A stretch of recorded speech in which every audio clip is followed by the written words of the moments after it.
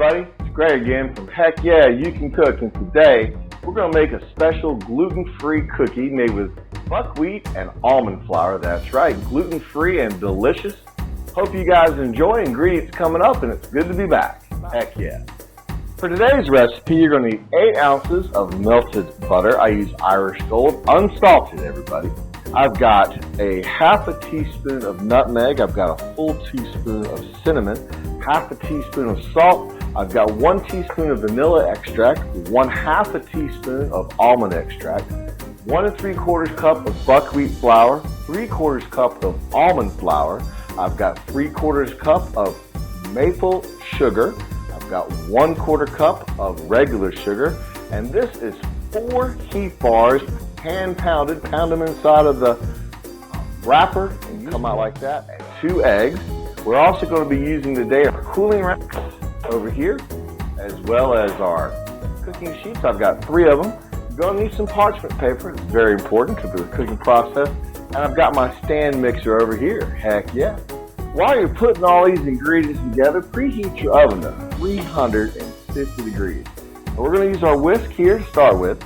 And I start by adding the dry ingredients together. Throw in the buckwheat flour, almond flour, and then all the dries. Throw in the salt. Doesn't want to come out for some reason. The cinnamon, nutmeg, sugars, and I hold off on the heath bar. And then I give this a good stir. Now the reason you do that first, which is different from a lot of my cookie recipes, you're trying to get these little bitty clumps of flour broken up. Sometimes the only way to do it is to go in manually and make sure you get them all busted up. Now that we've got most of those little sugar bombs mixed up there, I then add the wet ingredients together and I hold off on the heath bars. Then goes the butter, 2 eggs, the extract. Now, a lot of my cookie recipes, I use a lot more almond extract, but because we're using almond flour, you hold back a little bit. And then I add the cookie powder to get a dough. Now, go until you get it just formed, and then we're going to add the heath bars. Right there is the perfect time, right when it starts to form, and then add the heath bars. This kind of makes a snickerdoodle type cookie. I wish you guys could be here to smell this and kind of let it settle down. And if you feel like you need just a little more flour, which I think this one does, do not add the buckwheat flour. But we're going to add a little bit and just a hair of the almond flour. Just to kind of make it a little thicker right there.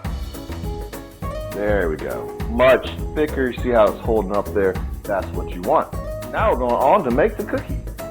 Always put it on parchment paper. Now we're going to roll and make little ping pong nuts. Some more. Once we've got them this state, we'll continue to make all the sheets. Go ahead and put them in the oven. So I'm going to go probably 13 to 14 minutes with these today.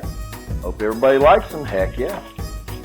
Well, heck yeah, there we go. Our gluten-free buckwheat and almond flour heath bar snickerdoodle type cookie. Hope everybody enjoyed. These are delicious. Easy to make. Ingredients are a little more expensive than you may be used to, but well worth it. Great for a holiday treat or a birthday. Heck yeah.